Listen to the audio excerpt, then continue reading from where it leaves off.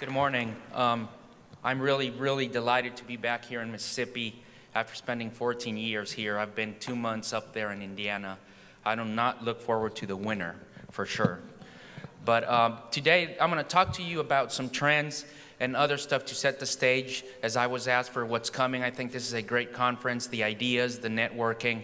So bear with me. If you have any questions, we do have, I think, some time allotted at the end for questions and Q&A. So to reach 100 million users worldwide, it took the telephone 75 years, mobile phone 16 years, the web 7, Facebook 4, Instagram 2, Pokemon Go 1 month.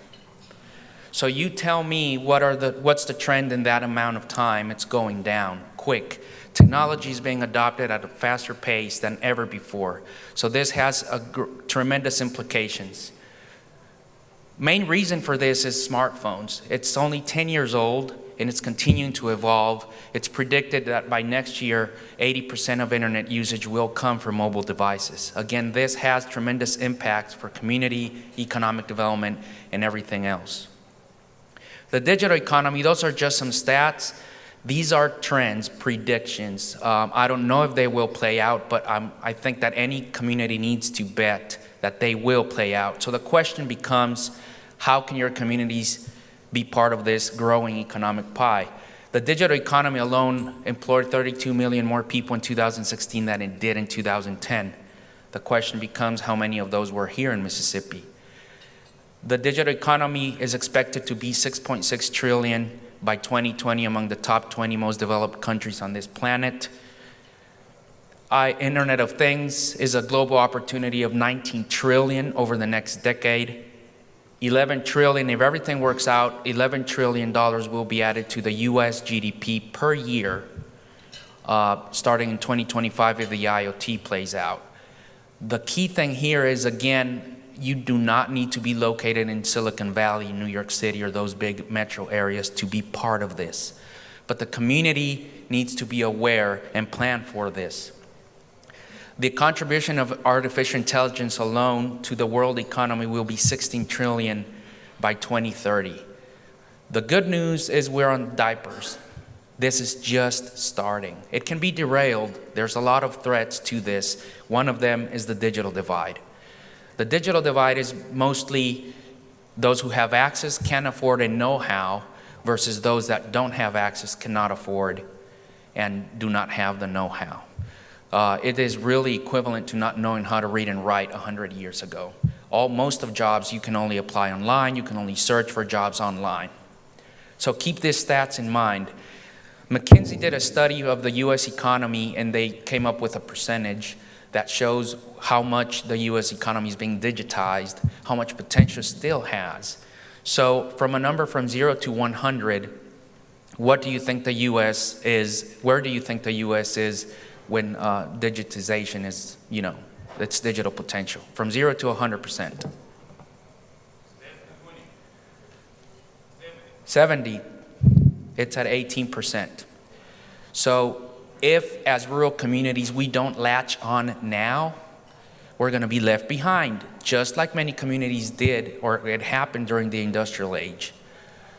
So using a consumer surplus of $1,800 per household per year, based on the households that currently do not have access to 25 down and 3 up, fixed wireless or fixed broadband to their home, if 20% of those had access and adopted, here in Mississippi alone, it would result in $150 million per year, or $1.4 billion over 15 years. So those are missed economic opportunities.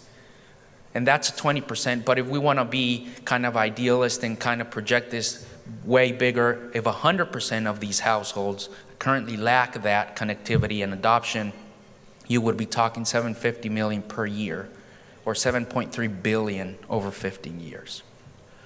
So the landscape is changing. The first industrial revolution, telegraph, coal, and railroad converged, and we know what happened.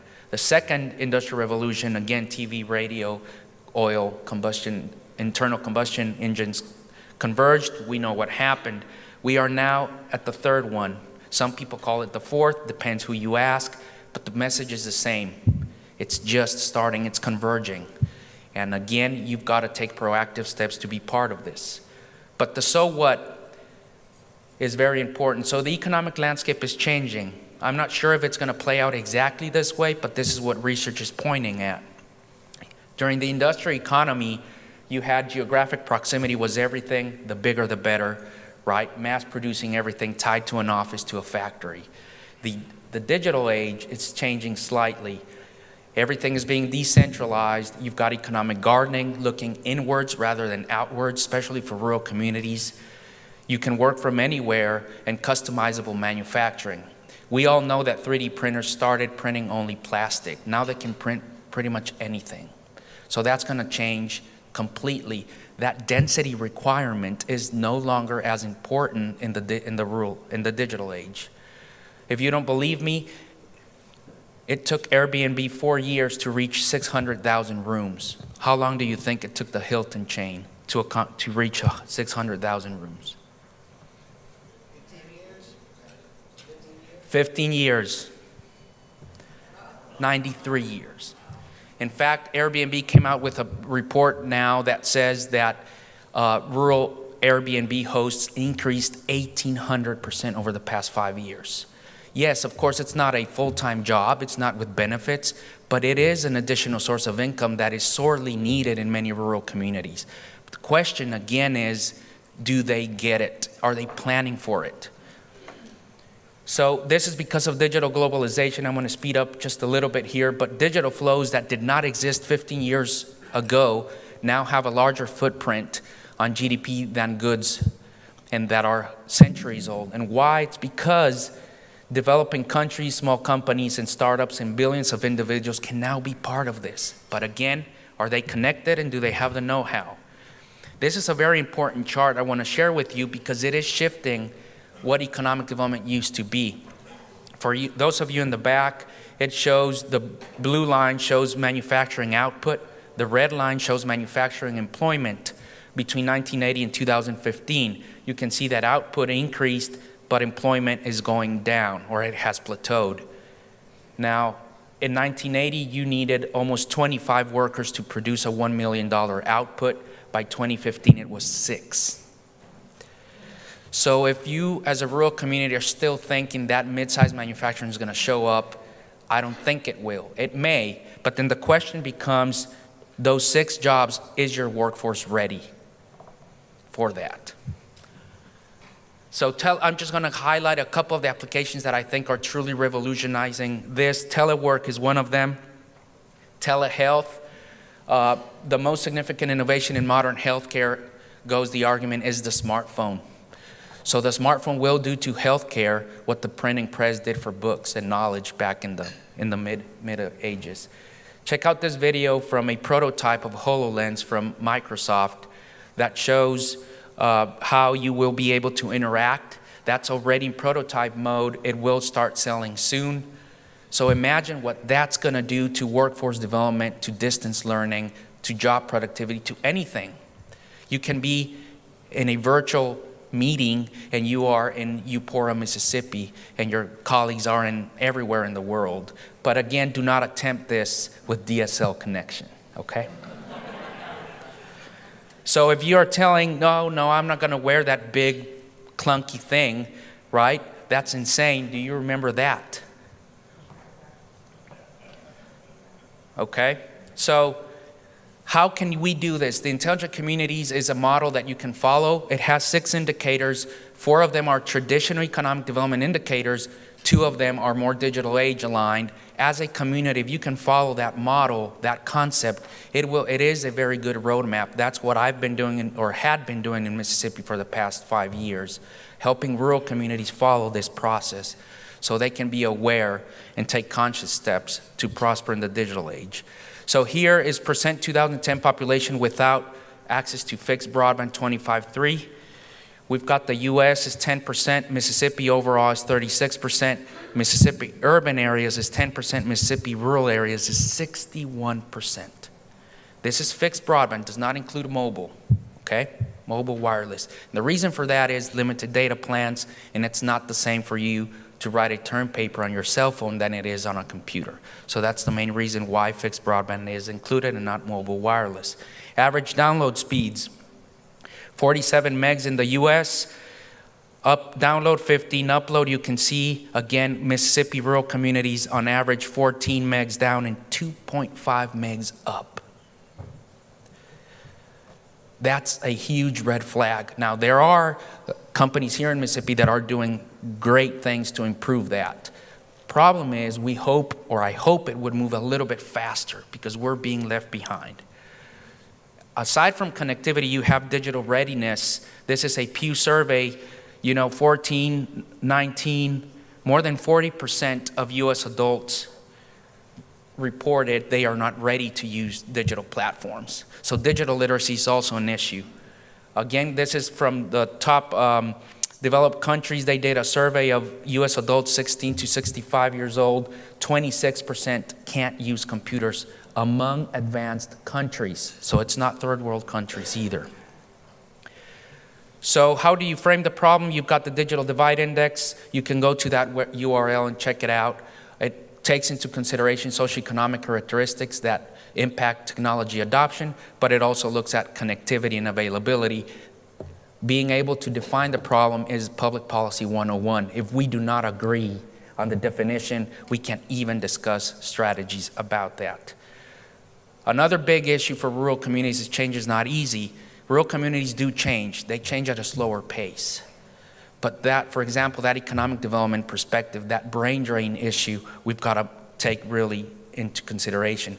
That's something I get all the time. Why do I need faster internet, right? My Netflix buffers a little bit, but it's fine. Well, I think that's like asking, do I need electricity when I already use candles?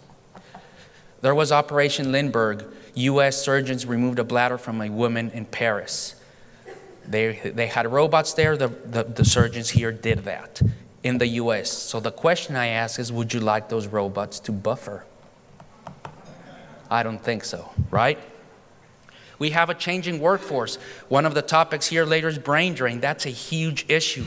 By 2025, 1 billion digital natives will join the workforce. Do your companies understand this? Do your startups understand this? The workforce is changing. But here's the graph I really want to focus on today. So this shows 2010, 2015 population change, labor force change, total establishments that include non-employers and paid employees. Here's the paid employees, non-employers, and then the digital economy. Those are 6 industries that have been identified that are closely related to the internet and the digital age. And these are the digital jobs. So the first bar is the US. Of course, you can see it grew in population, labor force, total establishments, paid employees, non-employers. That's Mississippi, right? It grew, lost labor force.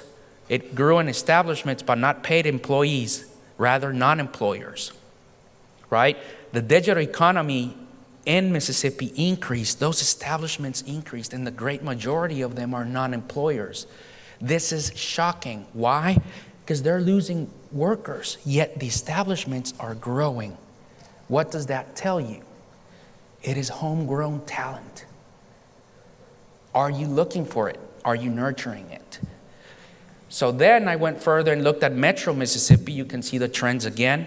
I looked at micropolitan Mississippi, which is small cities, and then I looked at the most rural counties there can be. They're called non-core because they don't have a core urban core. Look at this. Digital economy establishments, majority of them non-employers, outpaced the US Mississippi non-core counties.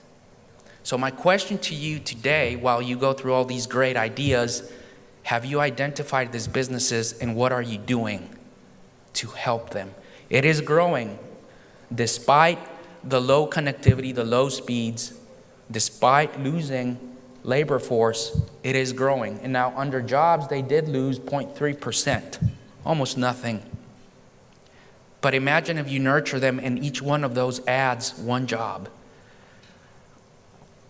So economic development is changing. We've got to identify which companies these are. They're already in rural Mississippi booming, way ahead than the U.S. average. Here are the numbers, and I'll share these slides with you. I just don't have to in detail. This is the non-core counties, digital economy establishments and jobs. Of course, it went from 215 to 250, right? Not compared to the 1,400, 1,500 in Metro, but the point is they're growing. That's very good news. So in summary, increasing awareness about the digital age and its implications is critical. There are untapped resources in the state that can be leveraged today. One of them is libraries, the other one is the Extension Service. Those have a very powerful network in place that can reach rural communities.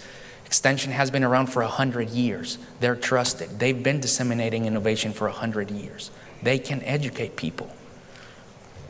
Education, planning, and implementation process is critical to transition to a digital mindset. It will help with brain drain. It will change the nature of economic development. But take it slow, and communities are willing to do that. And lastly, you've got to better align economic development strategies to the digital age. Are you still really waiting for that mid-sized manufacturing? Why don't you look inward and pay attention to those establishments that are booming right now? They are already here. You don't have to attract them. You just have to nurture them. About telework, are you being friendly with the millennials and other younger generations? Are your Mississippi businesses competitive, or are they losing millennials? So these are issues that you have in front of you, but I'm sure we have the potential in Mississippi to address these issues. But are you looking for solutions? So I think I got it right in time. So thank you.